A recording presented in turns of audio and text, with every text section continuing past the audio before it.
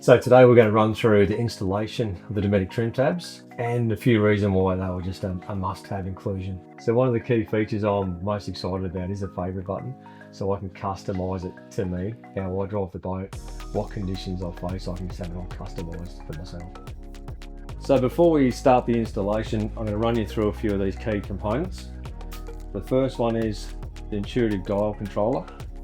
This is a no-brainer, this one. Instead of having the two tabs, it's just got the dial, which is pretty easy to use. We have our plate as well, which is pretty standard, trim tabs, very solid. We have the fully electric actuator, and this is the workhorse. This does all the work, up and down, bow in, bow out. We have the harness as well.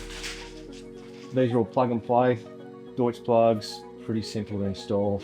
And we've got the instruction guide here as well, so anything you need to do with all your measurements, heights, drill bits, all your tools is all in this. It's pretty simple.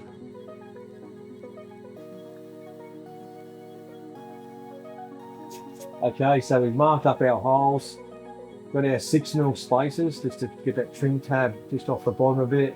We're going to pull down our little straight edge and we're ready to drill some holes. Always ready to drill holes, some boats, especially mine.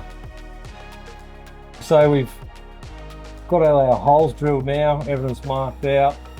Basically we've just got our Sikaflex and we're basically putting the trim tab on now. Use a heap of Sikaflex because we can't have enough.